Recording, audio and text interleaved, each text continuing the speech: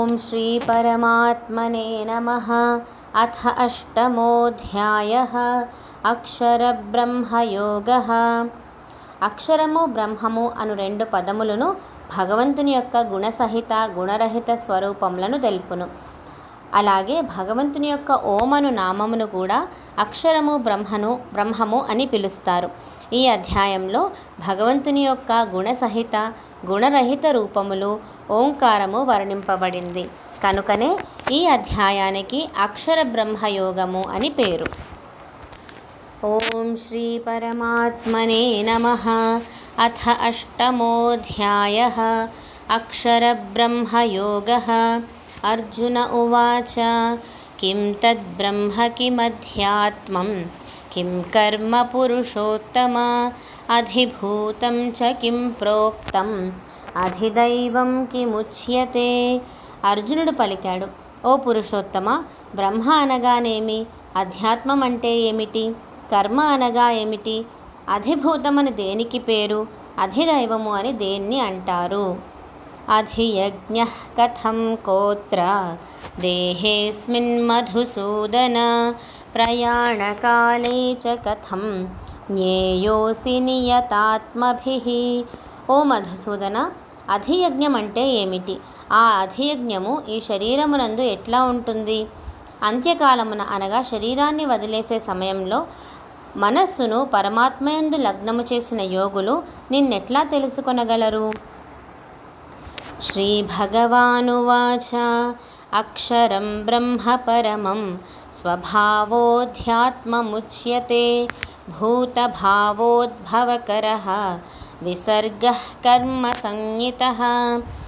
శ్రీ భగవానుడు పలికెను, బ్రహ్మమనగా సర్వశ్రేష్ఠుడు, అందరిలో గొప్పవాడు, అందరికంటే గొప్పవాడు, శాశ్వతుడు. అధ్యాత్మము అనగా జీవాత్మ, పరమాత్మయందు లీనమైన అన్ని భూతముల యొక్క ఉత్పత్తి, వాటి పాలనకు కారణమైన చేష్టను అనగా సృష్టి ఆది కర్మలను కర్మ అని అంటారు. అధిభూతం క్షరో భావః పురుషశ్చాధిదైవతం అధియజ్ఞోహమేవాత్ర దేహే దేహభృతాం వర. ఉత్పత్తి నాశనములు కల పదార్థాలన్నీ అధిభూతములు అనబడతాయి. హిరణ్మయుడైన అనగా ఈ సకల సృష్టికి కారణమైన పురుషుడే అధిదైవము. ఓ అర్జున, ఈ శరీరంలో అంతర్యామిగా ఉన్న నేనే వాసుదేవుడనే అధియజ్ఞము అని అంటారు. అంతకాలే చ మామేవ స్మరన్ ముక్త్వా కలేవరం యః ప్రయాతి సమద్భావం యాతి నాస్త్యత్ర సంశయః. అంత్యకాలమునందైనను శరీరము వదిలే సమయంలో నన్నే స్మరించుచు దేహాన్ని త్యాగం చేసినవాడు నన్నే పొందుతాడు, ఇందులో ఎటువంటి సందేహము లేదు. యం యం వాపి స్మరన్ భావం త్యజత్యంతే కలేవరం తం తమేవైతి కౌంతేయ సదా తద్భావభావితః. ఓ కౌంతేయ, కుంతిపుత్ర అర్జున, మనిషి అవసాన దశయందు ఏ భావాలను స్మరిస్తూ తన దేహాన్ని త్యాగం చేస్తాడో మరు జన్మలో ఆ స్వరూపాన్నే పొందుతాడు. ఎట్లానగా అతడు నిరంతరం దానినే స్మరిస్తూ ఉండడం వలన. తస్మాత్ సర్వేషు కాలేషు మామనుస్మరయుధ్య చ మయ్యర్పితమనో బుద్ధిః మామే వైష్యస్య సంశయం. కావున ఓ అర్జున, నీవు ఎల్లప్పుడూ నన్నే స్మరిస్తూ ఉండుము, కర్తవ్య కర్మను కూడా చేస్తూ ఉండుము. ఈ విధముగా నీ మనోబుద్ధులను నాలోనే నిలిపియున్నచో నిజంగా నిస్సందేహంగా నువ్వు నన్నే పొందెదవు.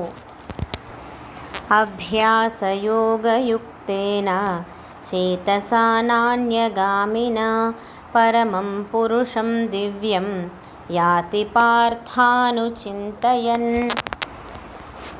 మనస్సును ఎటూ పోనీయక అంటే వేరే ధ్యాస ఏమాత్రం లేకుండా నిరంతరం పరమేశ్వరుని ధ్యానరూప యోగమునే సాధన చేయు మనుషుడు దివ్య పురుషుడైన ఆ పరమాత్మనే చేరుతాడు. కవిం పురాణమనుశాసితారం అణోరణీయాం సమనుస్మరేద్యః సర్వస్య ధాతారమచింత్య రూపం ఆదిత్యవర్ణం తమసః పరస్తాత్. సర్వజ్ఞుడును, సనాతనుడు, అందరినీ శాసించువాడు, అణువు కంటే చాలా సూక్ష్మమైనవాడు, అందరినీ ధరించి పోషించేవాడు, సూర్యుని వలె నిత్యచేతన ప్రకాశరూపుడైనవాడు, అజ్ఞానము అంధకారమును పారద్రోలేవాడు అయిన సచ్చిదానంద ఘన పరమేశ్వరుని స్మరించువాడగు. ప్రయాణకాలే మనసాచలేన భక్త్యా యుక్తో యోగబలేన చైవ భ్రువోర్मध्ये ప్రాణమావేశ్య సమ్యక్ సతం పరం పురుషముపైతి దివ్యం.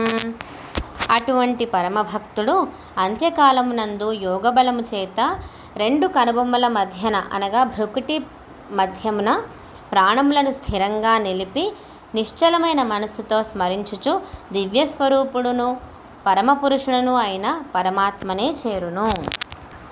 యదక్షరం వేదవిదో వదంతి విశంతి యద్యతయో వీతరాగాః యదిచ్ఛంతో బ్రహ్మచర్యం చరంతి తత్తే పదం సంగ్రహేణ ప్రవక్ష్యే. వేద విధులైన విద్వాంసులు ఆ సచ్చిదానంద ఘన పరమాత్మను శాశ్వతుడు అని ప్రశంసిస్తారు. ఆసక్తిరహితులైన సన్యాసులు ఆ పరమపదమునందే ప్రవేశిస్తారు, అంటే భగవంతుల్లోనే ప్రవేశిస్తారు. ఆ పరమపదమును కోరియే బ్రహ్మచారులు బ్రహ్మచర్య వ్రతాన్ని ఆచరిస్తారు. అటువంటి పరమపదమును గూర్చి సంక్షిప్తముగా నేను నీకు వివరిస్తాను.